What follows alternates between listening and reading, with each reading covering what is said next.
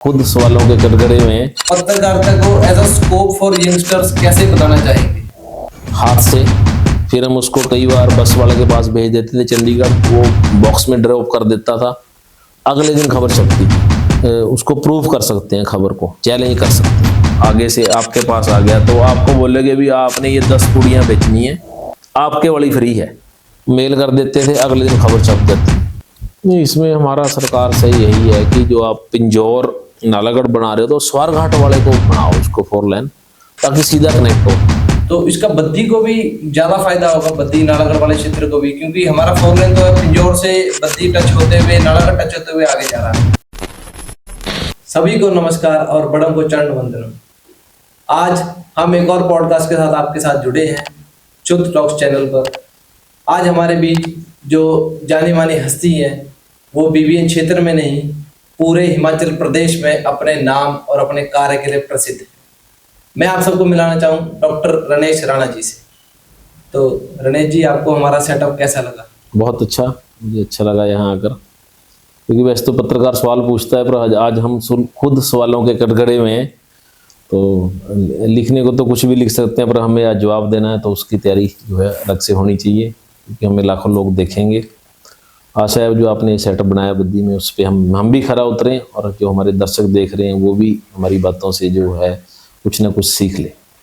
प्रश्नों की शुरुआत करने से पहले मैं अपने दर्शकों को कुछ दायित्व इनके बताना चाहूँगा।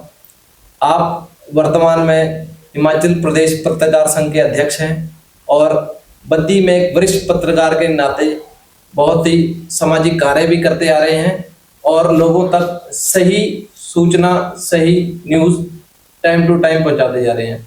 आपने कोरोना काल में लगभग पूरे ही समय 24 घंटे आप अपने तन मन धन से कार्य में लगे रहे और बद्दी की जो न्यूज़ है, बल्कि बद्दी के अलावा भी बीबीएन क्षेत्र हो गया, हिमाचल प्रदेश हो गया पूरा ही, और साथ ही साथ चंडीगढ़ के भी, आसपास राज्यों की भी आप सूचना बद्दी के वासियों को, बीबीएन क्षेत्र के वासियों को पहुंचाते रहे।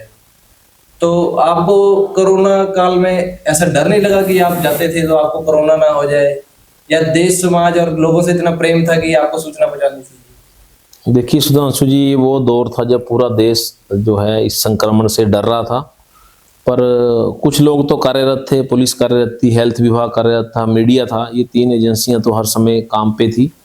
और उस समय जो सबसे बड़ा संकट था, सूचनाओं का संकट था। लोग जानना चाहते थे कि हमारा शहर बंद कब है, खुलेगा कब, स्कूल कब खुलेंगे, गेट कब खुलेगा, या बॉर्डर कब खुलेंगे। तो उसको लेकर हमने जब ये हुआ, क्योंकि हमारे सबके लिए नया अनुभव था, या पूर्व में कोई अनुभव होता उससे सीख लेने का समय नहीं था कि पहले हमने ये गलतियां की थी, और सीधा मैदान में उतरना था। और मैं जो है कोविड से संक्रमित नहीं हुआ, उसका कारण ये था कि हम लगातार मैदान में रहे, योग करते रहे और अपना काम करते रहे, दूरी भी बनाई। फिर भी लोग बहुत सारे संक्रमित हुए हैं, पर फिर भी हमें यह था कि लोगों तक जो है, क्योंकि समाचार पत्र भी कुछ समय के लिए बंद हो गए थे और सूचनाओं का अभाव था, उसमें हमने अपना जो लोकल अपना सोशल मीडिया चैनल है बद्दी न्यूज, उसके माध्यम से लोगों को जोड़ा। लगभग 1 लाख लोगों से हमारा रोज संवाद होता था। जो अन्य पड़ोसी राज्य भी थे वो भी जुड़ते थे, पंजाब, हरियाणा, चंडीगढ़। तो करीब हमने जो 9 महीने तक वो बुलेटिन चलाया, वो 9 से बजे से 10 बजे तक चलता था, बिना रुके चलता था। सारा दिन हम डाटा एकत्रित करते थे और शाम को उसको पढ़ के उसकी जो ड्राफ्टिंग है, कई इंग्लिश में नोटिफिकेशन होती थी, उसका सार जो है हम 1 घंटे वो चलाते थे। हम सभी को पता है, मेरे से जो मेरे पिताजी उनको भी पता है कि आप एक अच्छे परिवार से करते हैं बिलोंग, और आपका अपना कारोबार भी था। तो पत्रकारिता में ही ऐसा क्या लगा रहा भी आपने ये अपना कार्य क्षेत्र चुना? पत्रकारिता में मैं बाय एक्सीडेंटल आया। वैसे तो मैंने जब मेरे पिताजी हरियाणा में कार्यरत थे तो मैं ITI करने चला गया, टेक्सटाइल की डिप्लोमा करने चला गया उधर। फादर साहब की एक सोच थी कि उस समय बद्दी में विशेष पैकेज नहीं आया था कि चलो बद्दी में 8-9 ग्रुप हैं जो सारे टेक्सटाइल के, कि चलो मेरा बेटा जो है एडजस्ट हो जाए, उतनी ही सोच थी। मैं भी वही करके आया और 21 मार्च 1996 को मैं वहाँ से आया था, क्लोज करके सारा पेपर वगैरह देकर। फिर मैं 1-2 कंपनी में इंटरव्यू दिया, उन्होंने कहा भी आपको हम एडजस्ट करेंगे दीपावली के बाद। फिर इन बिटवीन ये हुआ कि जो मेरे ताया जी हैं, स्वर्गीय ताया जी, वो संपादक थे, कई समाचार एजेंसियों में रहे, ज्ञानेंद्र भारद्वाज जी। उन्होंने कहा भी अब 9 महीने का टाइम है, बीच में 7-8, एक भी पल जाया नहीं करना, अब 9 महीने तो क्या करेगा। आजकल के तो बच्चे तो कहीं घूमने चले जाएंगे, कुछ हो जाएगा। उन्होंने कहा भी, मैंने कहा मैं क्या करूँ, कहते मैं आपको खबरें लिखनी सिखाता हूँ। तो उससे मेरी हिंदी भी शुद्ध होगी और मुख्य मुद्दा यही था कि हम जो है लिखना पढ़ना और अच्छी तरह सीखें। करते करते फिर मैं नौकरी का विचार त्याग दिया। उसके बाद हमने यहाँ पे सबसे पुराना जो है शिवालिक STDPCO फोटो स्टेट को शुरू किया। तो अभी छोटा सा स्वरोजगार शुरू किया। फिर हमने कहा भी चलो ये सोशल भी होता रहेगा। फिर पत्रकारिता में एक सफ़र शुरू हो गया जो अब तक चल रहा है। उसको 28.5 साल 29 साल जो है हो गए। आप सन 1996 में इधर कार्य कर रहे हैं और 2002 में बद्दी में हम सबको पता पैकेज आया जी। तो आपने पत्रकारिता के तौर पे बद्दी को कितनी उपलब्धि प्राप्त करते हुए देखा है? नहीं, बद्दी को मैंने जो है बिल्कुल सही देखा है कि वो दौर भी जब 94-5 में वो दौर आया कि बद्दी उजड़ गया, बहुत सारी इंडस्ट्री चली गई और बद्दी सुनना होने लग गया। और क्योंकि कोई बेनिफिट नहीं था तो उस समय तो वो दौर आ गया था कि लोगों को अब घरों में खाने के लाले बढ़ गई, अब करेंगे क्या। उसके बाद इस तरह का दौर नहीं था, आया था कि वाजपेयी जी प्रधानमंत्री बनेंगे और वो पैकेज शब्द लोगों को उसका अर्थ भी नहीं पता था। तो उन्होंने हिमाचल के दर्द को समझा। उसके पीछे एक लंबी कहानी है, अगर मैं आया तो बीच में जिक्र कर दूंगा कि पैकेज के पीछे क्या कहानी थी। जरूर हम जानना चाहेंगे उस बारे में।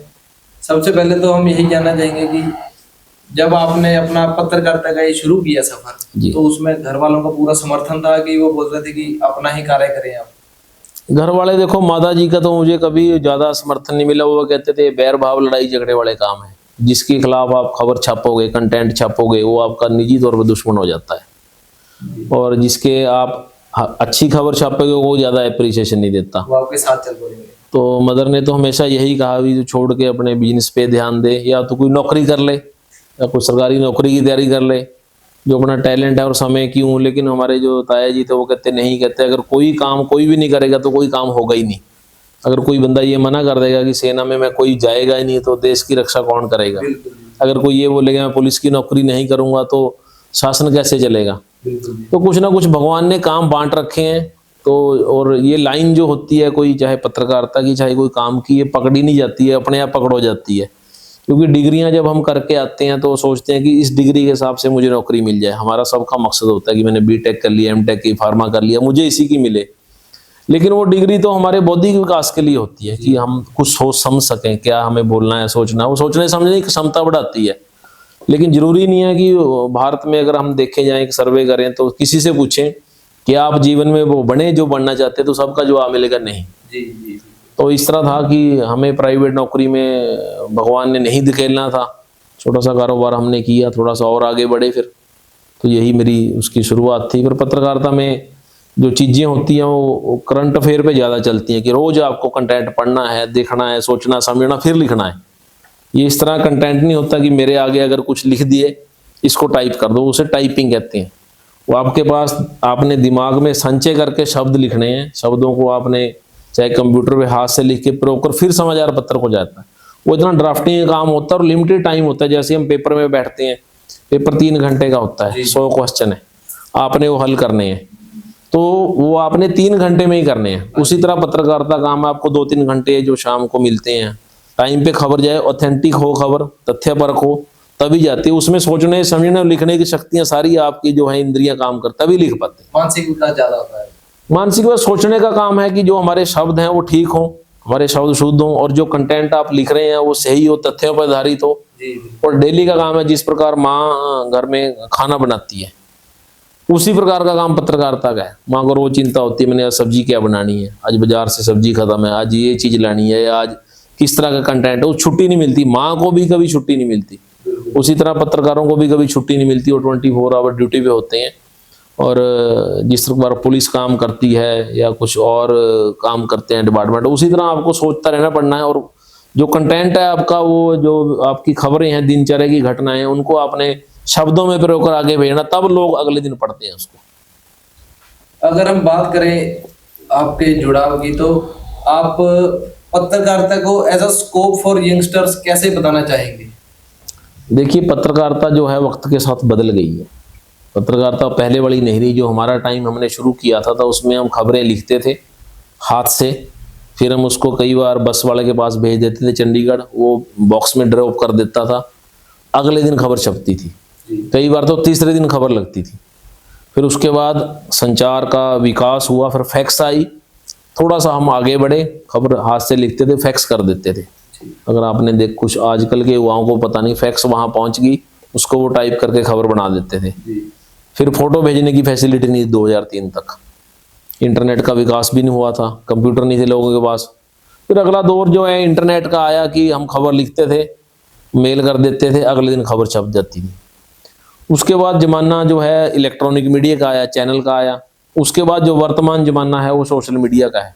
जैसे मैं यहाँ बैठा हूँ तो अभी मुझे लाखों लोग देख रहे होंगे, ये सुविधा पहले नहीं थी। पहले आपको इंटरव्यू उसको डब करना है, फिर देखना है, फिर समझना है, इसने लंबे टाइम तक, आज तक लोग जो लाइव देख रहे हैं। और जहाँ तक युवाओं के लिए, यंगस्टर के लिए आपने कहा कि पत्रकारिता में क्या स्कोप है, तो मैं बताना चाहता हूँ कि पत्रकारिता कोई पेशा नहीं है, बेसिकली ये एक मिशन है। ये कोई दिहाड़ीदार या सैलरी वाला काम नहीं है कि मैं अगर मुझे 10-15 हज़ार या 20 हज़ार मिल गया तो मैं इतनी खबरें। ये तो एक दिमाग की जो आपकी शक्तियां हैं उस पे काम आपने करना है। आपको लोगों से ज्यादा अपडेट रहना है, तभी आप पत्रकार हैं, वरना आप पत्रकार नहीं। अगर लोग हमारे से आज कोई घटना पूछते, अगर मैं पूछता हूँ कि पूछ कर बताता हूँ, तो आप पीछे हैं।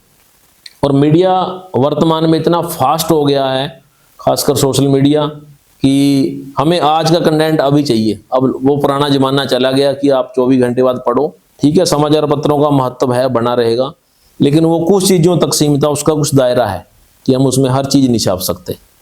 सोशल मीडिया में एक प्रकार का होता है कि एक धूम मची हुई है पूरी, कि कुछ कंटेंट सत्य है, असत्य है, उसका कोई सत्यापन नहीं है। वो खबर चली गई तो लाखों लोगों में, कई बार एक अफवाह फैल जाती है, लाखों लोगों में चली जाती है, उसमें कोई ऑथेंटिसिटी नहीं है, ब्रेक नहीं है, ना उसको आदमी देख सकता है कि ये सही है गलत नहीं है। इसीलिए फिर वो रह गया। यंगस्टर के लिए ये रह गया कि अब समाचार पत्रों में तो युवा लोग नौकरी करते नहीं जी, एक सीमित है, बंद कर काम करना पड़ता है। वो कहते हैं ठीक है, किसी सोशल मीडिया चैनल में कर लेते हैं, यूट्यूब में कर लेते हैं, बड़े बड़े ग्रुप आ गए हैं, तो उसी में भविष्य है। बाकी तो अब समाचार पत्रों में अगर वो सोचे, कोई उस मीडिया में सोचे, और चैनल भी जो है नीचे आ गए हैं। और चैनलों का भी आपको पता है कि चैनल जो है हर शहर में पत्रकार नहीं रखता, बड़े बड़े शहरों में होता है। चंडीगढ़ रीजन हो गया, करनाल रीजन हो गया, दिल्ली हो गया, वहाँ पे स्कोप कम है। तो अब यही है सोशल मीडिया का, या आप अपना शुरू कीजिए अपने शहर से। पर फिर भी पत्रकारों का जो प्रशिक्षण होता है वो लेकर ही हमें इस चीज़ों में उतरना चाहिए, ताकि हमारे सोचने समझने की शक्ति हो। क्योंकि जो हम बोलते हैं, देखते हैं, सुनते हैं, उसको लाखों लोग देखते हैं। अभी हम सब ने जर्नलिज्म के बारे में जाना कि कैसे कैसे दौर के साथ साथ हमारी पत्रकारिता भी है, वो भी बदलती गई। पहले आपने बताया कि हम पहले पोस्ट करते थे, अब डायरेक्ट ही मैसेज चले जाओ, कुछ मर्जी करे जाओ। तो इसमें पत्रकारिता का हमें ये भी ज्यादा होता है कि कौन सी जो कथन हुआ है वो सत्य है कि असत्य है, इसके ऊपर भी कुछ टिप्पणी देना चाहेंगे आप? देखिए, ऐसे है, अखबार में जो प्रिंट होता है वो 100% सत्य होता है, क्योंकि उसकी ऑथेंटिसिटी है, उसकी कोर्ट में आप उसको प्रूव कर सकते हैं, खबर को चैलेंज कर सकते हैं जी, वो सत्य है। अगर आप बोलोगे कि ये खबर गलत है तो कोर्ट में उसकी ऑथेंटिसिटी है कि मेरी मानहानि हुई, ये खबर है, क्योंकि जो चीज़ लिख कर आ गई ना, कोई भी वो सत्य है। लेकिन जो चीज़ सोशल मीडिया पे आ गई वो आपको अपने विवेक से सोचना है, उसको आपको तस्दीक करना पड़ेगा। उसमें ये नहीं है कि सारी खबरें गलत हैं या जो भी चलाते हैं उसको। तो आपको पता है कि ये जो है हमारे देश से संचालित नहीं होता सोशल मीडिया, इस पे कोई बैन नहीं है, और इस पे आप कुछ मर्जी लिख के डाल दो और 1 मिनट में लाखों लोगों में खबर पहुंच जाती है। और उसको जो है पत्रकारिता भी नहीं कहते, वो है डिजिटल जो है मीडिया। डिजिटल मीडिया की एक एजेंसी, एक प्लेटफॉर्म है, उसको हमने यूज कर दिया, क्योंकि सोशल मीडिया वैसे तो एक प्लेटफॉर्म है, यूज करने का प्लेटफॉर्म है, जैसे ट्विटर है, फेसबुक है, व्हाट्सएप है, तो ये प्लेटफॉर्म है, अपने विचार रखने का प्लेटफॉर्म है। पत्रकारिता की परिधि में वो नहीं आता, चाहे हम भी चलाते हैं कोई चैनल ना, वो पत्रकारिता की परिधि उससे बाहर है। उसको तो हम बोल सकते हैं डिजिटल नेटवर्क बोल सकते हैं, जो असली है डिजिटल मीडिया है, डिजिटल नेटवर्क है, तो उसकी परिधि में नहीं आता। वो इंडिपेंडेंट है, आप उसमें कुछ लिख दो, अगर आपसे गलती होगी तो डिलीट कर दो उसमें। जी जी बिल्कुल, वो तो जब मर्जी डिलीट कर दो। आप एक पत्रकार जो हमारा पोस्ट जो न्यूज़पेपर में छपा है उसको हम डिलीट नहीं कर सकते, क्योंकि वो सत्य है। वो छप गया, सुबह 8 बजे 7 बजे पेपर आता है और रिकॉर्ड हो गया, वो पूरे इंडिया का रिकॉर्ड बन जाता है कि इस दिन ये खबर छपी थी। तो उसमें थोड़ा सा फर्क समझना पड़ेगा। आजकल हर कोई मोबाइल लेकर, अगर मैं माइक लेके घूम रहा तो मैं पत्रकार नहीं होता, जी मैं कह सकता हूं कि मैं हूं, लेकिन वो पत्रकार की श्रेणी में नहीं आते।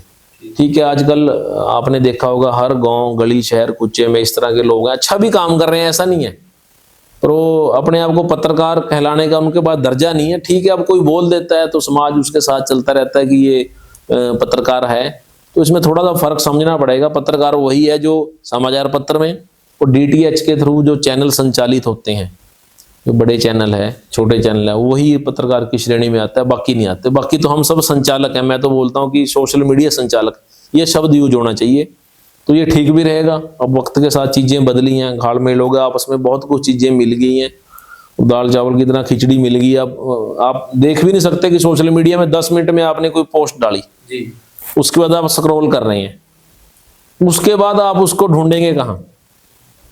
बिल्कुल जी, अच्छी थी पोस्ट या आपने कोई खबर आपसे छूट गई, आप कंटेंट उसको जितना मर्जी सर्च मार लो नहीं मिलेगी, क्योंकि आपने बहुत सारे चैनल पेज लाइक कर रखे हैं, वो चला गया।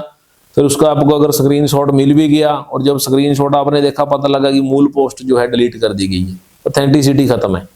तो सूचनाओं का माध्यम है, जिस प्रकार आप समझो में टेलीफोन करते थे, पहले लैंडलाइन होता था, ठीक है, उसके बाद मोबाइल आया, मोबाइल के बाद फिर दूसरा ये स्मार्ट मोबाइल आ गया, फिर लाइव आ गया। फिर हम जैसे हम पहले हमारे जो देश विदेश में रिश्तेदार होते थे हम उनसे बात कर लेते थे कि ठीक है, फोन पे लाइन पे चले गए, वो ठीक है, उसमें एक माध्यम है, वो जो सोशल मीडिया एक माध्यम है जी, तो उसको माध्यम ही समझो। सूचनाओं के आदान प्रदान का वो एक केंद्र है, प्लेटफॉर्म है कि हमारी जल्दी बात हो जाती है, हम लाइव हो जाते हैं। जैसे आज कोई घटना हुई है, जैसे वक्फ बोर्ड पे आज बिल आया था, जी आज तो हजारों लोगों ने मोबाइल पे देख लिया। टीवी पे तो कोई हो नहीं सकता हर समय, कोई ड्यूटी पे बैठा है, कोई लंच कर रहा है, तो पहले ये चीजें नहीं होती थी, पहले अगले दिन आती थी कि उसका ड्राफ्ट बनना। अब तो सारी चीज जो संसद की कार्रवाई हुई है वो लाइव आ गई है।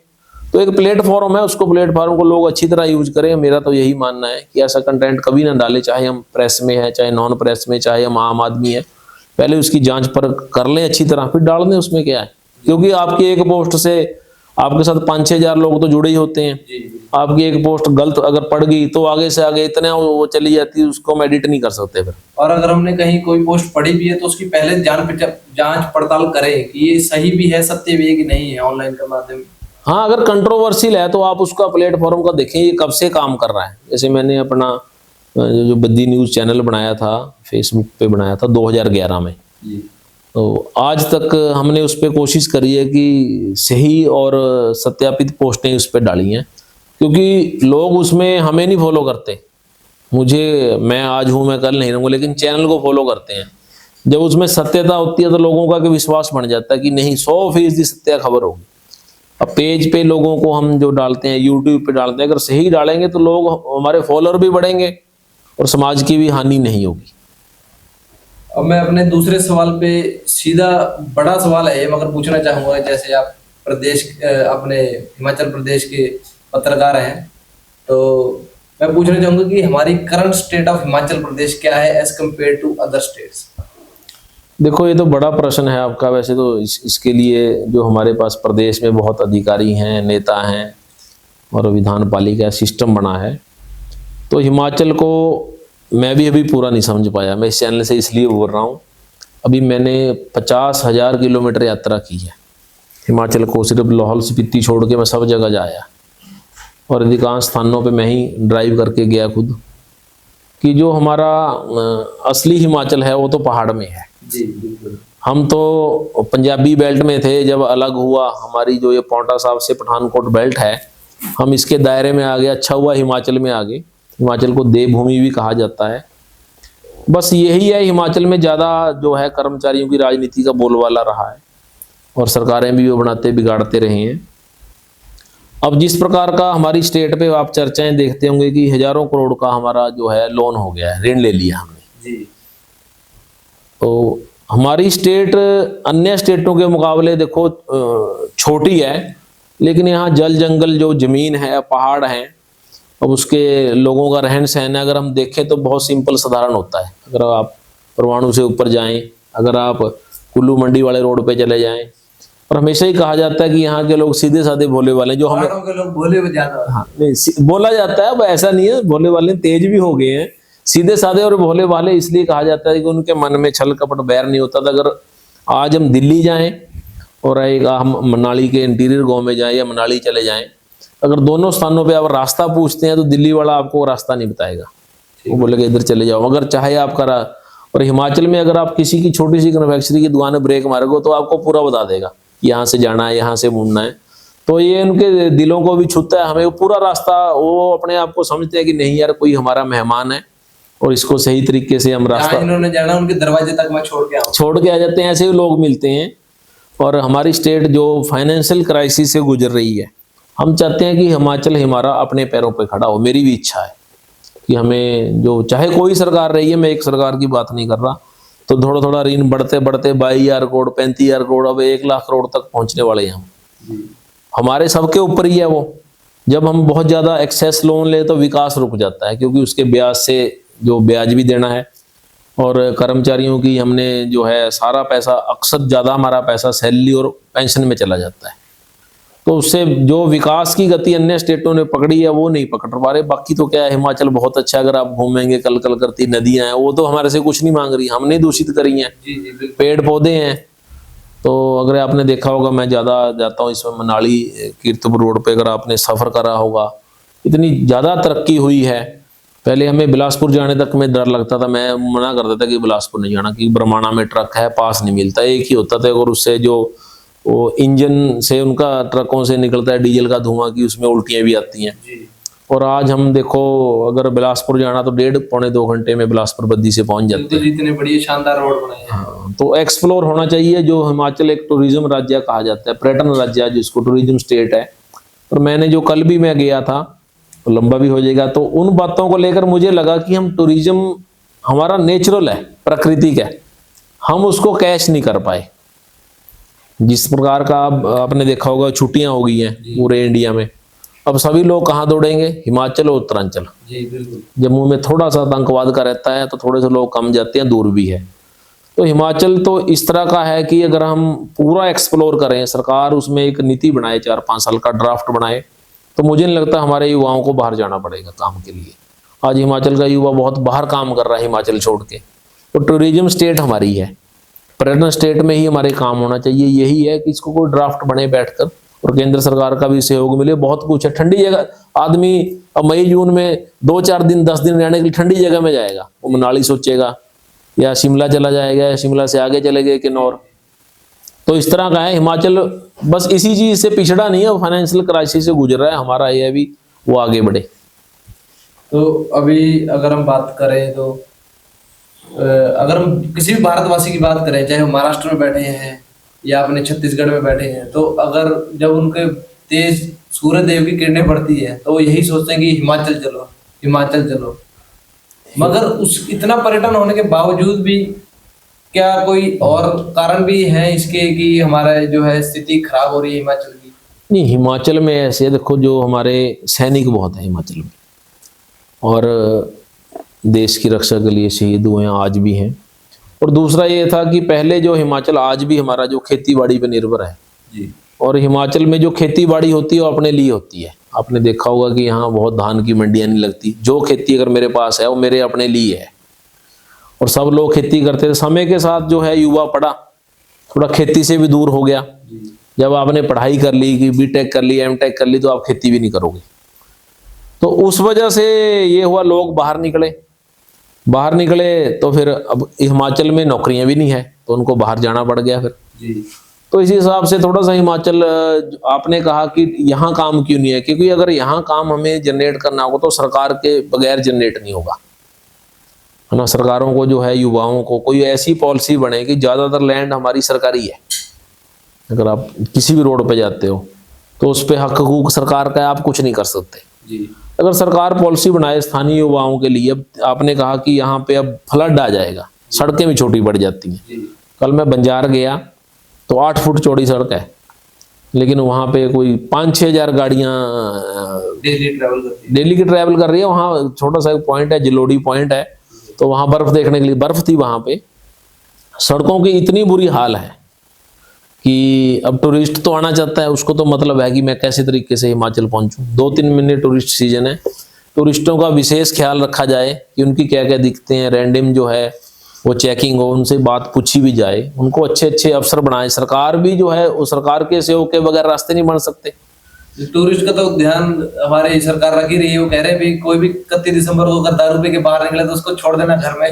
नहीं, वो तो उनकी देखो हिमाचल अपनी हॉस्पिटैलिटी के लिए है, मेजबानी के लिए माना जाता है। उनमें जो मुख्यमंत्री का इस कथन को इसलिए लिया कि अगर किसी ने ड्रिंक कर लिया, अब ड्रिंक करना सबका अधिकार है, अपनी मर्जी से लोग पीते हैं भी, अगर कोई ज्यादा पी लिया तो उसको कृपया होटल में छोड़ आए, बजाय उसको मारे पीटे ना, जिस तरह होता है तो उसको घर छोड़ना है। वो मुख्यमंत्री जी ने इस संदर्भ में कहा कि हम जो है हॉस्पिटैलिटी यानी मेजबानी में हिमाचल के लोग बहुत अच्छे हैं, हमारी पुलिस बहुत अच्छा काम करती है। आपने देखा होगा कि पहाड़ में भी पुलिस वाले इस तरह जैसे अन्य स्टेटों में होता है, कोई टारगेट है या लूट खसोट करना, इस तरह का नहीं आता। पुलिस अपना दायित्व समझती है। हमारी ट्रैफिक पुलिस मैंने सब जिलों को देख ली है, हर जिले में मैं जाया।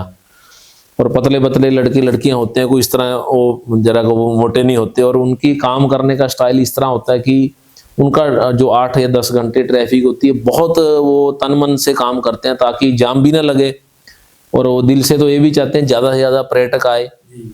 तो उसमें ये बोला कि अगर कोई ज़्यादा ड्रिंक कर ले, अब ड्रिंक करने की कोई लिमिट नहीं रखी हुई है ना, 2, 4, 6, 8। अब आपको पता है कि शौकीन लोग बहुत हैं, तो उसके बाद मुख्यमंत्री ने बोला उसका होटल पूछ लो, उसकी गाड़ी में बैठा दो, अगर उसकी गाड़ी नहीं चल सकती है क्योंकि परिवार के साथ आया, उसको होटल में छोड़ दो। तो ये अच्छी बात है। किसी को अब क्योंकि ड्रिंक तो जो है ठेकों पे मिलती है, वैद्य है, जीएसटी देती है, सारा सब कुछ है। तो ये चीजें उस संदर्भ में उन्होंने बोला था, तो उसको मैं पॉजिटिव लेना चाहिए कि ठीक है, घर छोड़ो या उसके होटल छोड़ो। मैं तो जाता हूँ जो और लोग हैं उनको एक टीम में बनानी चाहिए कि जो टूरिस्ट को अच्छा महसूस हो हिमाचल, इनको दिक्कत ना आए हमारे हिमाचल में, और जो भी है बाहर से आए पर्यटन के लिए, क्योंकि पैसा है। देखो वो अब जब कोई बाहर से आता, आपने 50,000 लाख से कम कोई जेब में डाल के नहीं हिमाचल आता। अगर फैमिली के साथ आप 10 दिन आ गए, इतने आपने खर्च नहीं खर्चने हैं। चाहे आप कन्वेक्सरी पे खर्चो, होटल पे खर्चो, चाहे पेट्रोल डलाओ, हफ्ते के लिए एक फैमिली का मोटा मोटा खर्चा 1 लाख रुपए हो जाता है। इससे ज़्यादा भी होता है, उससे कम भी होता है, मैं मोटा मोटा थोड़ा सा लगा रहा हूँ। तो जो टूरिज्म है उसको कैश करने के लिए हमारे दिल में भी यही होता है कि नहीं यार, जब हमें लगता था कि जब मैं पूरे हिमाचल गया, मुझे लगा कि टूरिज्म पे बहुत काम होना बाकी है, इतना काम होना बाकी है कि हम सोच ही नहीं सकते। बड़े बड़े डेस्टिनेशन बने, बड़े बड़े ऐसे घूमने की चीजें बने जहाँ लोग हजारों लोग आ जाएं, ताकि हमारे युवा बाहर ना जाइए। अगर उनको यही रोजगार मिल गया तो बाहर क्या करना, दिल्ली की बॉम्बे की गर्मी में नौकरी करके क्या मिलेगा। बिल्कुल बिल्कुल। और हमारा हिमाचल को तो सारा युवा यही चाहता है कि घर के पास ही जो सुविधा मिले, जैसे बाहर हमें सुविधा मिल रही है, यही मिल जाए हमें सुविधा। मेरे कई जानकार भी हैं और कई दोस्त भी हैं, वो कहते हैं भी दिल्ली में हमें मान लो 22,000 में मिल रहे हैं, तो हम हिमाचल में 16,000 करने में भी 12,000 मिल गया। लगता है मैं घर जाकर खाना खाऊंगा शाम को माँ के हाथ का। मेरे मम्मी डैडी ने बहुत अच्छा मकान बना रखा है, 2 चीजें उसकी बच गई, खाने के उसके पैसे लगेंगे, उसके जो 12, 13, 15,000 है उसकी अपनी जेब में है। मुझे ट्रैवलिंग का नहीं ज्यादा पड़ेगा, क्योंकि बाहर अगर 3 गुना सैलरी मिल गई तो वहां रहने का खर्चा भी होता है। बिल्कुल उतने ही खर्चे बढ़ते हैं। ये है। तो आप सरकार से ज्यादा अपील करेंगे कि हमारे जो देखने वाले दर्शक हैं उनसे ज्यादा अपील करेंगे कि अपने हिमाचल को आत्मनिर्भर हिमाचल हम पहले बनाए, आत्मनिर्भर भारत से? नहीं, आत्मनिर्भर हिमाचल हमारा समय लगेगा बनने में, लेकिन उसमें 70% जो रोल है वो सरकार का होगा, 30% यहाँ के लोगों का होगा। जो बेसिक इंफ्रा देना है, पर्यटन राज्य बनाना है, उसको खाका तो सरकार ही खींचेगी। जैसे मैंने बताया कि जल जंगल जमीन पे सरकार का कब्जा है ना, वहाँ हम कुछ नहीं कर सकते। छोटे छोटे जो है लीज दे, है ना, टूरिज्म की हट्स हो जो प्रकृति को खराब ना करे, बहुत सारी चीजें हैं। यहाँ पर्यटन जो है, पर्यटक रुकता है, वो हट के भी एक जो है 5,000 रुपये रात के दे देता है। लेकिन जब पता करते हैं सारी जमीन या तो जंगलात की है, वन विभाग की है या सरकार की है, ज्यादातर जो मेजर जमीन है, तो हिमाचल सरकार ने होम स्टे की पॉलिसी बना रखी है। 4-5 कमरे हम अपने घर में बना, बहुत सारे कामयाब भी हैं। तो उसको और रिफाइन करे कि लोगों को और सरकार सस्ती दरों पे लोन दे, युवाओं को आत्मनिर्भर बनाने के लिए और नौकरी से दूर रखने के लिए एक ही है कि अगर सब रोजगार हुआ तभी है, वरना नौकरी में हिमाचल का युवा एक सरकारी नौकरी में ज्यादा इंटरेस्ट रखता है। सरकारी नौकरी है, सेफ है, सिक्योर है, या मुझे कोई हटा नहीं सकता। उसकी तैयारी भी करता है वो, 25-30 साल तक लगा रहता है लगातार पढ़ाई करता रहता है। हाँ, लेकिन जब तक लेट भी जाते हैं, मेरा युवाओं से भी आह्वान है कि सरकारी नौकरी की तैयारी करो, कोई दिक्कत नहीं है, लग जाए, मेरी तरफ से शुभकामनाएं हैं। लेकिन जो हुनर होता है आदमी में वो 16 साल से लेकर 27-28 साल तक होता है। उसके बाद क्योंकि उसका विवाह में चला गया, उसके बाद सीखने का भी समय नहीं मिलता। तो अपना टाइम बिल्कुल ना खराब करें, एक एक दिन आपका कीमती है। सरकारी नौकरी के पीछे ना भागे अंधे, अगर अपना काम करें, खुद जो है स्टार्टअप देखें कि टूरिज्म के लिहाज से कौन हो सकता है। हमारे हिमाचल में देखा जाए तो टूरिज्म की कहीं कमी नहीं है, और सरकार जिस प्रकार से अभी नए नए चीजें लेके आ रही है, जैसे अभी ये पूरा हाईवे इन्होंने निकाला सरकार ने हमारी ने, मंडी तक का, सुंदरनगर तक का, तो ये पूरा आप देखेंगे तो एक स्विट्जरलैंड जैसा एक क्षेत्र नजर आता है। बिल्कुल। अब मैं खुद पे अगर लूं तो मैं 2-3 महीने बाद चला जाता हूँ बिना काम के भी, कि हाईवे कैसा है यार, देख लूं कुछ हो तो नहीं हो गया, कुछ तरक्की तो नहीं होगी। तो बिना काम के भी अगर हमारे चंडीगढ़, पंचकूला, मोहाली, खरड़ के जो हमारे ये शहर हैं, इन लोगों के लिए तो जन्नत हो गया कि अगर खरड़ में दिल नहीं लग रहा मेरा, आज मैं वहाँ फ्लैट में रहता हूँ तो कहाँ जाऊँगा मैं, दिल्ली तो जाने से रहा, उधर में धर्मशाला भी दूर है, चलो यार मनाली चलते हैं, और 3-4 घंटे में मनाली पहुँच के डेस्टिनेशन रास्ते में बहुत है। तो एक जो 4 लेन कीरतपुर मनाली बना, ये हमारे लिए आने वाले समय में बहुत ही जो है एक साबित होगा, मील का पत्थर साबित होगा। चले जाते हैं लोग तो अच्छी फीलिंग भी आती है, नीचे समंदर है, तो बहुत सारी चीजें इसमें अभी कमी है, वो होनी चाहिए। ये सारा जो अभी आगे तक सुंदरनगर तक बना है हमारा 4 लेन, इतना शानदार, अभी हमने बात की थी उस बारे में, तो इसका बद्दी को भी ज्यादा फायदा होगा, बद्दी नालागढ़ वाले क्षेत्र को भी, क्योंकि हमारा 4 लेन तो है पिंजौर से बद्दी टच होते हुए, नालागढ़ टच होते हुए आगे जा रहा है। नहीं, इसमें हमारा सरकार से यही है कि जो आप पिंजौर नालागढ़ बना रहे हो तो स्वारघाट वाले को बनाओ उसको 4 लेन, ताकि सीधा कनेक्ट हो। अब लोग क्या करते हैं, इसका यूज नहीं कर रहे, वो अगर दिल्ली से आते हैं तो वाया कीरतपुर होकर जाते हैं। हमारा एरिया जो है ये रोटी वाला, मड़ावाला से लेकर और स्वारघाट तक ये टच नहीं हो रहा। जब भी कोई दिल्ली से आएगा, अगर वो आप गूगल पे लगाते हो, उसका मैप लगाते हो, तो आप सीधा कीरतपुर से आप चलेंगे। अगर ये हमारा जो 1.5 साल में तैयार हो जाता है ये पिंजौर और नालागढ़, इसको सरकार को चाहिए कि नालागढ़ से लेके स्वारघाट तक भी वैसे ही बनाए, ताकि हमारे में से क्रॉस हो, हमारा जो है व्यापार बढ़े, हमारी दुकानें चले आगे। क्योंकि हमारे पे जब टूरिस्ट आएगा तो हो सके उसका दिल भी कर जाएगा यार ब्रेक मार लेते हैं बद्दी में, नालागढ़ में मार लेते। नालागढ़ फोर्ट बहुत अच्छा है, रामशहर फोर्ट बहुत अच्छा है, वो हम चाहते हैं कि पहली स्टे उसकी रामशहर में हो जाए, नालागढ़ में हो जाए, अन्य होटल में हो जाए। अब वो क्या होता है, कीरतपुर से निकल जाता है, हमारा एरिया जो है टच नहीं होना चाहिए। अगर ये एरिया बन गया, हमें उसका लाभ नहीं उस तरह का मिल रहा, पर अगर होगा तो लोग यहाँ से जाना पसंद करेंगे। तो अभी हम छोटा सा ब्रेक लेते हैं और फिर मिलते हैं थोड़ी देर बाद। एक छोटे से ब्रेक के बाद हम फिर वार्तालाप का सिलसिला शुरू करेंगे डॉक्टर रणेश राणा जी से, जो कि वरिष्ठ पत्रकार हैं अपने हिमाचल प्रदेश में। अभी हमने पर्यटन के बारे में बात की, जो डेवलपमेंट सरकार कर रही है उसके बारे में बात की। अब हम थोड़ा सीरियस टॉपिक पे बात करेंगे, जो कि है नशा। हमने देखा कि बीबीएन के कई युवाओं, बच्चों को भी, मेरे साथ में पढ़ते थे, उनको भी नशे ने खराब किया, और हिमाचल के और युवाओं को भी खराब कर रहा है। तो इसके ऊपर आपने क्या क्या देखा जब आपने इतनी जगह गए? तो नशा पे आपने बात की, तो नशा ही होता है। ऐसा नहीं है कि भारत में जो, या हमारी जो हिमाचल हरियाणा में, पंजाब में जो चिट्टे को नशा माना जाता है। नशा तो वो चीज होती है जिसके बगैर हम नहीं रह सकते। अगर आपको 17 सेक्टर में घूमना है, उसका नशा है, आप बाइक लेके रोज 10-11 बजे घूमते हो, नशा ही है वो, और उसका नुकसान नहीं है। अगर आप दिन में 4-5-10 सिगरेट पी लेते हैं, आपके तलब होती, तो नशा ही है। लेकिन सिगरेट के नशे को नशा इसलिए नहीं माना जाता भी उससे मेरी लाइफ पे एंड में इम्पैक्ट पड़ेगा जाकर। अगर मेरे किडनियाँ भी खराब होती हैं, फेफड़े भी खराब, एंड में होगा मेरे 70 साल में, 65 में जाके मेरे को होगा। फिर उसके बाद आता है मदिरा, यानी कि शराब का नशा आता है। तो लोग रात को शराब पीते हैं, सुबह उतर जाते हैं, सामान्य तौर पर ड्यूटी चले जाते हैं।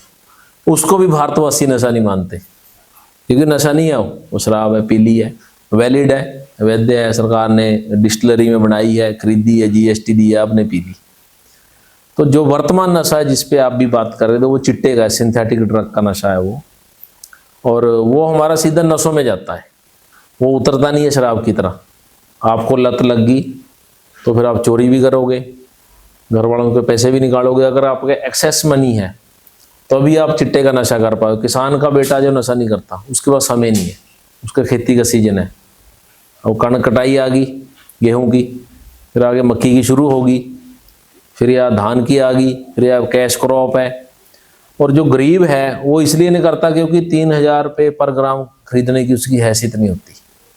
3,000 रुपये बहुत मेजर अमाउंट है। आपने देखा होगा कि हिमाचल आज भी ऐसा स्टेट है जहाँ पे लोगों को सस्ता राशन मिलता है जी, वो सबके लिए ले आते हैं लोग, बिल्कुल जी। 1,000-1,500 का राशन ले आते हैं, इतनी बचत लोग करते हैं।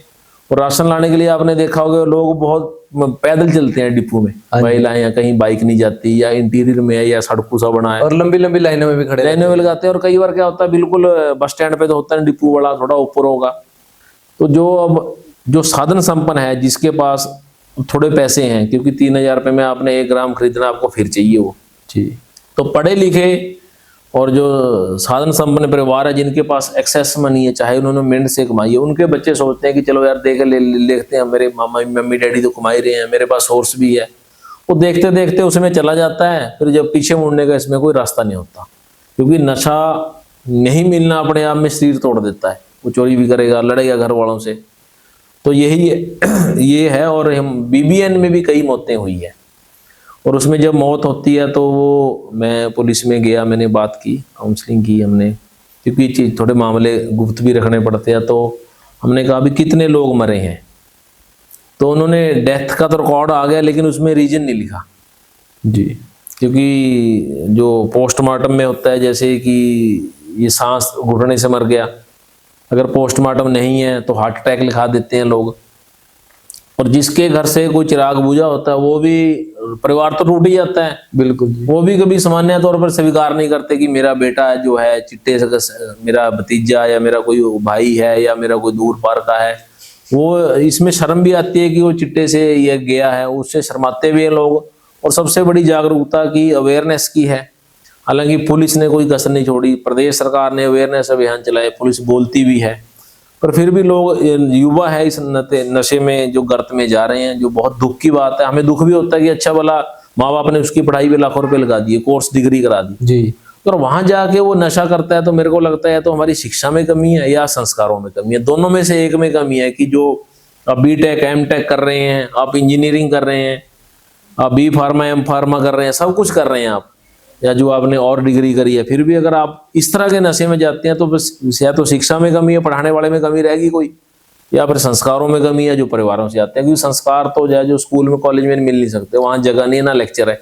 इसमें हम संगत का असर भी कह सकते हैं। बिल्कुल संगत का असर। अगर आप मेरे को कहे भी, अगर मैं आज आपको 1 ग्राम ये फ्री में दे रहा हूँ, देख लो, मैं बोलता हूँ मैंने नहीं ले लो, सब फ्री में है यार, अपने घर की बात है, और आगे से मत लेना। अगर मेरे को 1-2 दिन में टेस्ट आ गया तो अगले दिन आप बोलोगे कि सिंथेटिक ड्रग अवेलेबल है पर पैसे लगेंगे 25 दिन। जो युवा है वो फंसता इसी कारण है कि आज संगत में, कि आज किसी ने पिला दिया तो अगले दिन हमें उसको पिलाना पड़ेगा। 3-4 दिन तो वो आपको, जो ये गैंग है वो मुफ्त में देगी, उसके बाद जब मैं मांगूंगा तो जहां तक मेरी नॉलेज में आया है तो ये भी बताया जाता है कि जो नशा ये बांटते हैं, जो आगे से आपके पास आ गया तो आपको बोलेगे भी आपने ये 10 पुड़ियां बेचनी है, आपके वाली फ्री है। तो उसको एक लालच हो गया, मैं अब किसको दूं, मेरी पुड़ी तो फ्री होगी 3,000 रुपए की, तो मुझे 9 पुड़ियां तो बेचनी पड़ेगी ना किसी के लिए। तो उसको थोड़ा लालच हो जाता है कि मेरा तो बिजनेस है, मैं बेच रहा हूँ, मेरे को फ्री मिल जाएगा। और माँ बाप जो है बच्चों पे ध्यान भी नहीं रख रहे, चाहे हमारा कोई आपस की, मैं सबकी बात करूंगा, बच्चे इंडिपेंडेंट हो गया कुछ समय से। क्या हुआ, अगर हम 1-10 पीछे जाएं, बच्चे फ्री हैं, माँ बाप को कुछ नहीं समझते हो। चाहे आप अपने दौर में देख लो कि माँ बाप को ही बोलते पापा आपको कुछ नहीं पता, मम्मा आपको कुछ नहीं पता। जी बिल्कुल, है ना। तो जैसे फ्री हो गए, पहले 3-4 बच्चे थे तो माँ बाप को बता देते थे किसने ये हरकत की है, किसी की शिकायत कर देते थे, लेट आता है। अब जब बच्चे 1-1, 2-2 बच्चे हैं और अपने अलग कमरे में रहना है, मोबाइल तक सीमित हो गया है, तो उसको काउंसलिंग भी कौन करेगा? अगर वो कहीं गलत हो भी गया तो उसको कौन गाइड करेगा? माँ बाप भी डरते हैं कि इकलौते बच्चे को अगर हम बोल देंगे और वो छोड़ के चला गया तो उसके कारण भी बच्चे जो हैं वो गलत संगत में चले जाते हैं। बिल्कुल। अभी अगर आज आपने सोलन का समाचार पत्र पढ़े होंगे, 15 साल की बेटी को माँ बाप ने डांट दिया, वो चली गई, लुधियाना चली गई। अब 15 साल के बच्चे में जब हम थे तो हमें मारते पीटते थे, हम फिर घर आते थे। अब वो 16 से लेके 15 साल की बच्ची कैसे जवान होगी इतनी जल्दी। जी बिल्कुल। मेरी माँ ने मुझे डांट दिया किसी चीज़ के लिए, वो लुधियाना चली गई, सोलन पुलिस वहाँ गई, उसको लेके आई, पुलिस का थैंक यू कि उन्होंने ढूंढ लिया उसको। तो बच्चे अब सेंसिटिव हो गए बहुत ज़्यादा। अगर आप उनको डांट रहे हो दिल पे ले रहे हैं। हमारे टाइम में दिल पे तो क्या, हमारे तो थप्पड़ भी लगते थे, मारते पीटते, माँ बाप ये भी कहते खाना खाना खा ले, नहीं खाना तो ना खा। तो ये भी एक चीज़ आई है कि लोग अकेलेपन का शिकार भी हो गए। तो जब एंड होता है, जब नशा नहीं मिलता है, तो कोई बाथरूम में पड़ा मिलता है, कोई पता लगता है भी ये कोई इंजेक्शन वहां लगाता है। तो शरीर जब आपका खत्म हो गया, मन और बुद्धि से आपको जब नियंत्रण चला गया, तो उसी को नशा कहते हैं। इसलिए तो कहते हैं कि नशा नहीं करना चाहिए, क्योंकि हमारा जो नियंत्रण है अपने ऊपर से हट जाता है। चाहे शराब का ही है, आपने शराब पी ली जी, तो 2-3 घंटे के लिए तो आपका अपने से नियंत्रण हट जाएगा, जब उतरेगी फिर नियंत्रण आएगा आपके ऊपर। तो वो ऐसा कि देखो, सोचो कितना खतरनाक है, जो हमारी नसों में चला गया अंदर। इसको टीका भी लगा लेते हैं, इंजेक्शन खा भी लेते हैं, कहते हैं, जो मैंने सुना है ना, नाक से भी सूंघ लेते हैं। तो कितना खतरनाक है जो हमारी नसों में जा रहा है। तो हिमाचल का सबसे बड़ा युवा को खराब करने का कारण सिंथेटिक ड्रग है, जिसके बारे में अभी हम बात कर रहे हैं। हाँ, हम समझते थे कि, मैं जहाँ तक मेरा था कि देवभूमि है, यहाँ के लोग सीधे साधे भोले भाले हैं।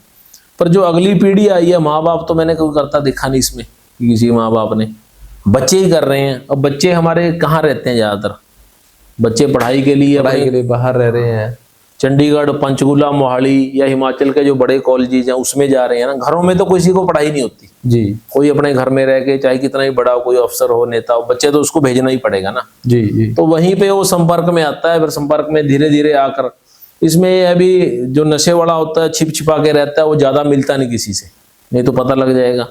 और मेरा चैनल के माध्यम से भी आपके यही है कि अगर हमारे संपर्क में जो छात्र हैं, खासकर उनके लिए, कि अगर कोई हमारा दोस्त इस नशे में गर्त में जाता है, तो तुरंत उसकी सूचना जो है पुलिस को भी दे दें, शर्माए मत, उसके मम्मी डैडी को भी दे दें, है ना, उसके करीबी परिजन को भी दे दें। ये ना सोचें कि हम बुरा। आजकल लोग मेरी बद्दी पुलिस में भी बात हुई, तो मैंने एसपी को एक ही सवाल पूछा कि चिट्टे को लेकर हर कोई पोस्ट डाल रहा है, चिट्टा नहीं लेना चाहिए, या मैं चिट्टे का विरोध करता हूँ, जी जी बिल्कुल, आई एम अगेंस्ट ड्रग, इस तरह के है ना, बद्दी अगेंस्ट ड्रग।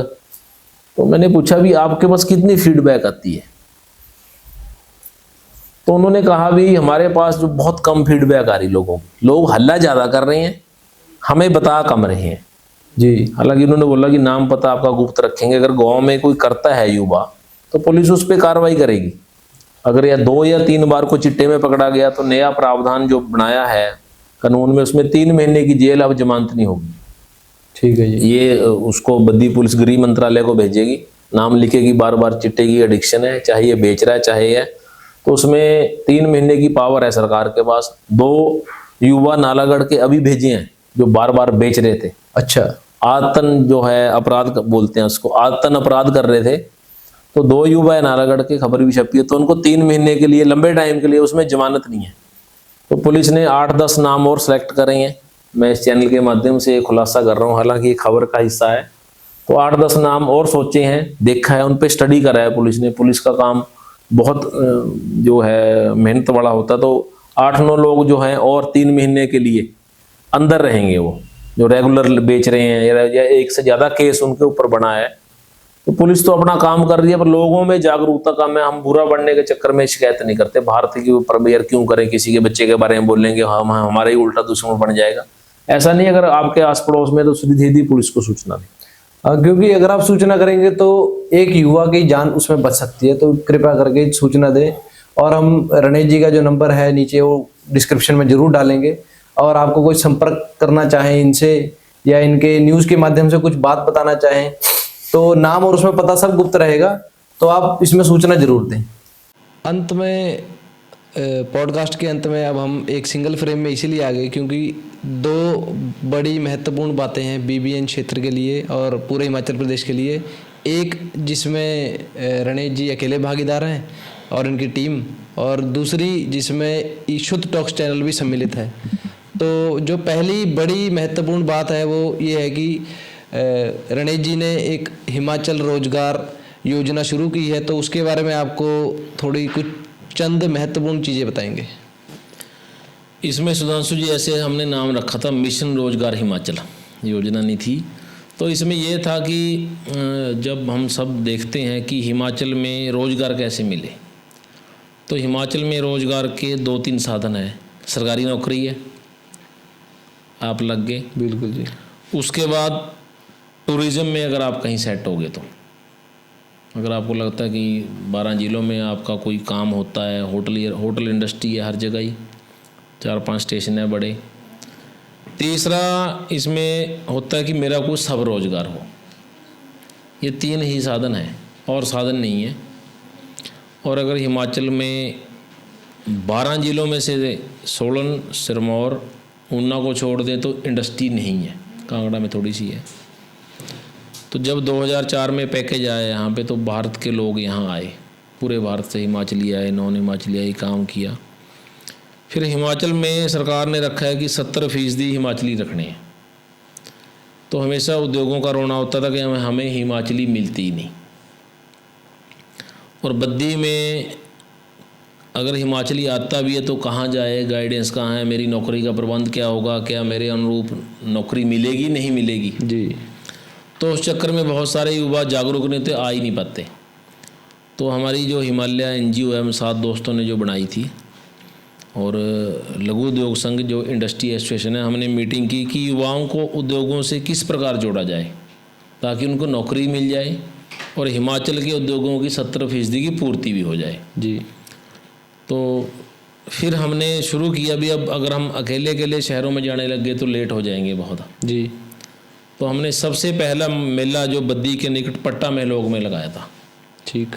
उसमें 100 के करीब युवा आए थे, उसमें से कुछ लगे, कुछ ने ज्वाइन नहीं किया।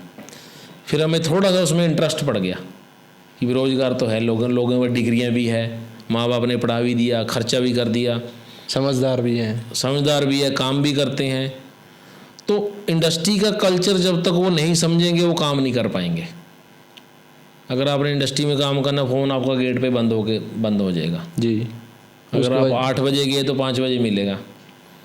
और उद्योगों में रहना है तो उद्योगों का कल्चर भी समझना पड़ेगा, काम भी करना पड़ेगा। फिर करते करते हमें पूरे हिमाचल से फ़ोन आने लग गए कि हमारे यहाँ भी लगाओ। तो 10वां मेला था हमारा नीरमंड और आनी में, जो कि कुल्लू का बहुत इंटीरियर। नीरमंड में हमारे पास 167 के करीब लोग आए, आनी में भी जो है 200 के करीब युवा आए हैं। उसमें मकसद ये नहीं होता, हमारे साथ 3 तरह के लोग होते हैं। एक तो हमारी NGO होती है, इंडस्ट्री एसोसिएशन होगी, जॉब प्लेसमेंट एजेंसियाँ होगी, कुछ इंडस्ट्री जो हमारे साथ जाती है। उसमें हमारा मकसद ये नहीं होता कि जाते हैं उसको अपॉइंटमेंट लेटर दे दें।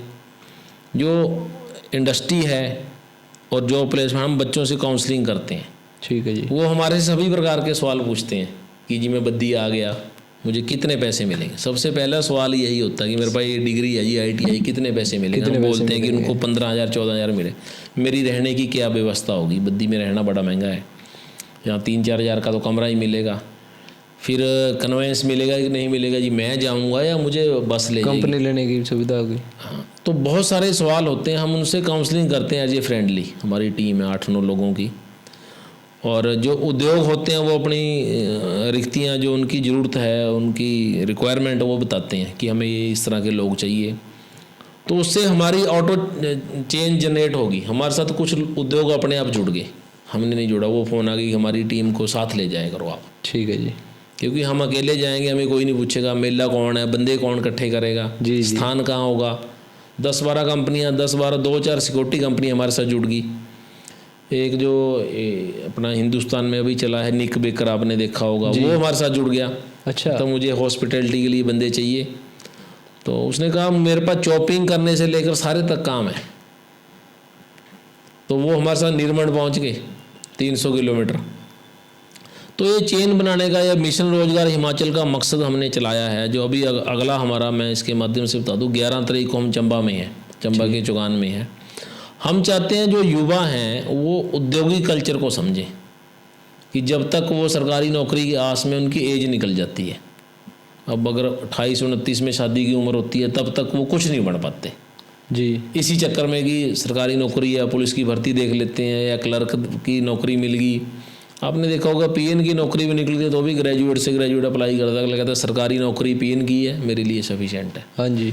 जबकि हुनर के हिसाब से ठीक नहीं है। हुनर और डिग्री के हिसाब से बिल्कुल ठीक नहीं आपने माँ बाप ने आप पे लाखों रुपए निवेश किया और हिमाचली जहाँ तक हम गए तो माँ बाप की दो ही चिंता रह गई है। हिमाचल में आपको पता है सबके पक्के घर हैं, बहुत कम है कच्चे घर है। हैं। बिल्कुल जी बिल्कुल। अभी और स्टेटों में है सबके पास 2 या 3 कमरों का मकान है, अच्छे पर्यावरण में लोग रहते हैं। हाँ जी। और बद्दी में पता है आपको गर्मी पड़ती है और यहाँ के कल्चर में कुछ तो वैसे नहीं सेट हो पाते।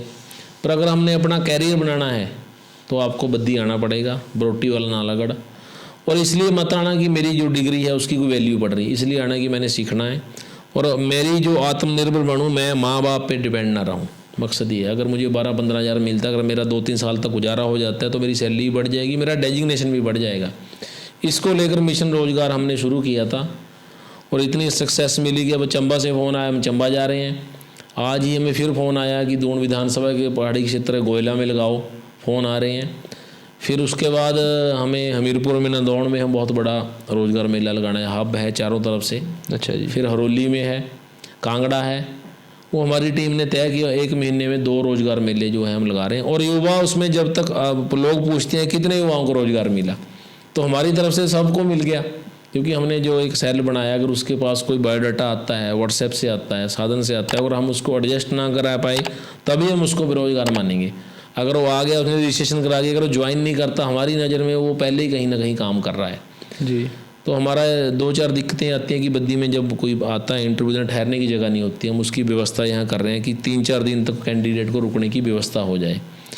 और हमारी टीम है जो फ्री ऑफ कॉस्ट आपको इंडस्ट्री में छोड़ के भी आती है, आपका इंटरव्यू कराती है। जो जॉब प्लेसमेंट एजेंसियाँ हैं ये कुछ चार्ज लेते हैं क्योंकि उनका प्रोफेशनल काम है, पर गाइडेंस का काम हिमालय NGO को, लघु देव संघ का फ्री ऑफ कॉस्ट है। हमने व्हाट्सएप नंबर दिया हुआ है, वो संडे को ही वर्क करता है।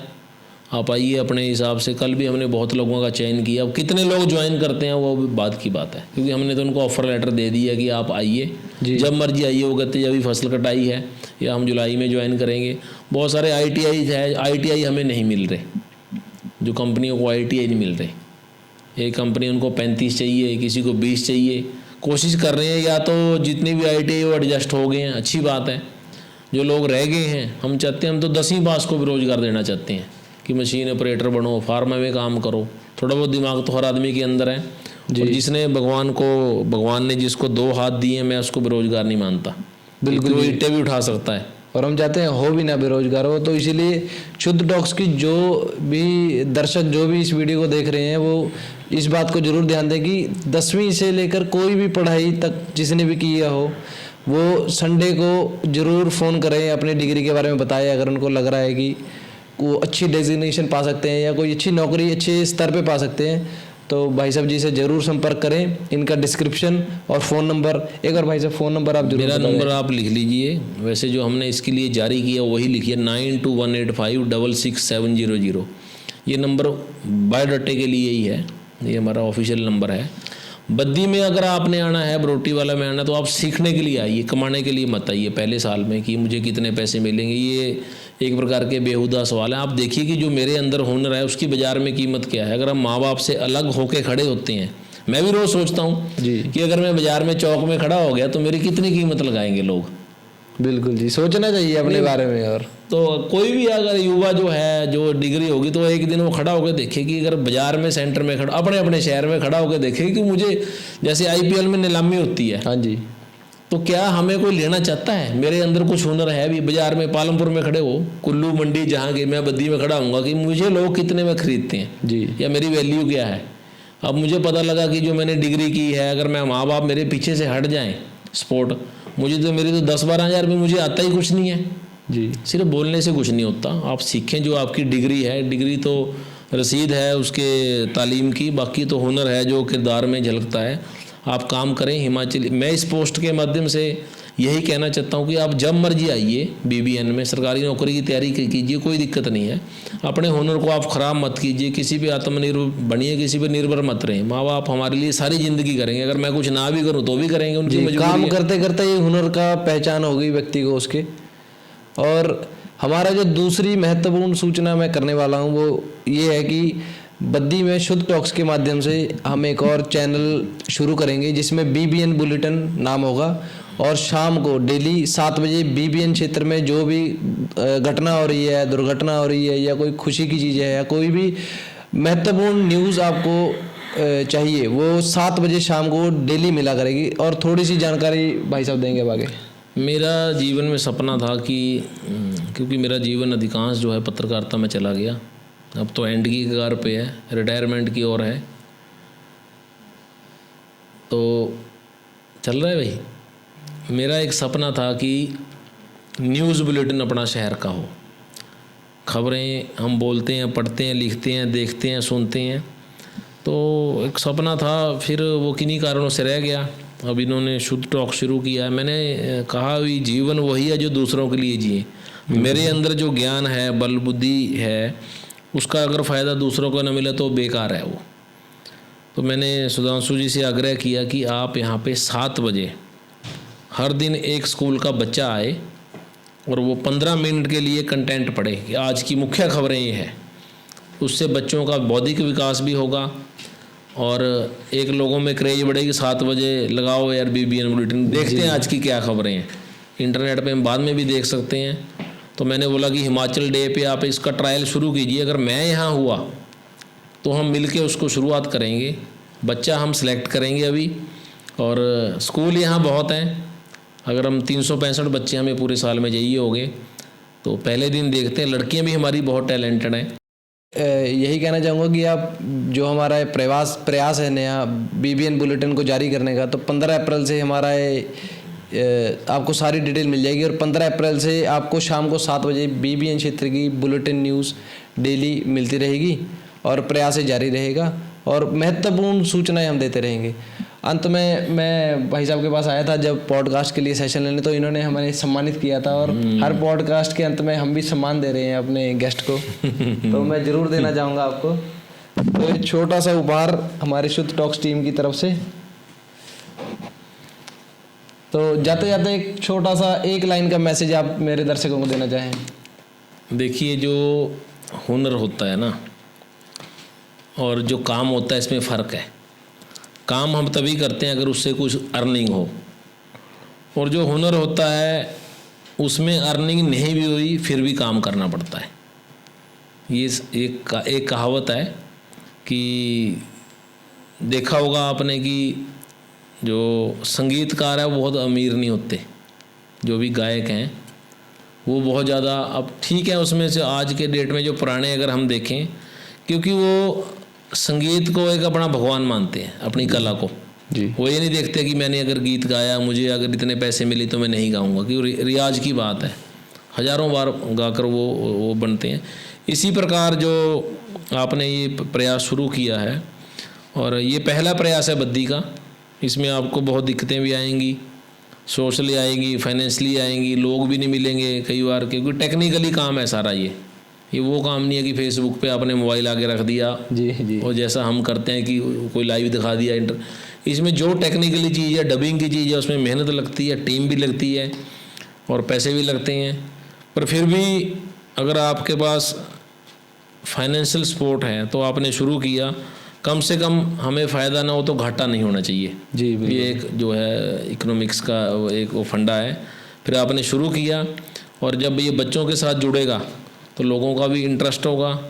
और मैं चाहता हूँ कि जो शहर की बहुत सारी दबी ऐसी हस्तियाँ होती हैं, मैं तो चलो ज़्यादा अपने आप को चर्चित नहीं मानता, बहुत सारी चीज़ें होती हैं, किसी ने नशे पे काम किया है, कोई स्पोर्ट्स पे काम किया है, या कोई हेल्थ पे काम कर रहा है, या कोई सेवा क्षेत्र में काम कर रहा है।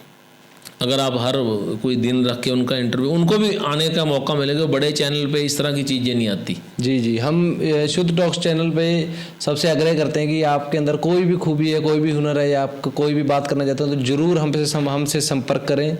हमें आप कमेंट में लिख दें, या मेरे को पर्सनल मैसेज कर दें, या पर्सनल कॉन्टैक्ट कर दें। आप हम सबको यहाँ पे लगभग BBN क्षेत्र में सभी जानते हैं, रणेश जी को भी जानते हैं, उनके थ्रू भी आप संपर्क कर सकते हैं।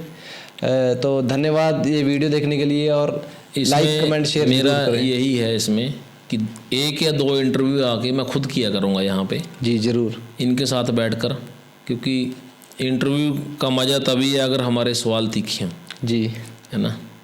और सुनने वालों की भी अच्छी लगे और देखने वालों की भी अच्छी लगे। कम से कम 2 दिन कुछ ऐसा हम खास किया करेंगे जो पहले ना हुआ हो। तो क्योंकि समय का मेरे पास अभाव रहता है, 4 ज़्यादा हो जाएंगे, 2 बार हम जो है महीने में ठीक है जी। कोई बड़ी हस्ती या कोई ऑफिसर बुला लिया है ना, या BBN को लेकर बुला लिया, तो मुद्दे हम स्टडी करेंगे ताकि आपको ताज़ा तरीन खबरें भी मिले। हालांकि इनका मकसद जो मैंने देखा खबरें नहीं है, खबरों के लिए बहुत चैनल बने हैं, ये अलग कुछ हटके करना चाहते हैं, लोगों को उभारना चाहते हैं, उसकी प्रतिभा का बखान करना चाहते हैं। तो मेरी तरफ से आपको बहुत बहुत जो बधाई हो और आप खूब काम करें, ईमानदारी से काम करें। धन्यवाद। धन्यवाद जी।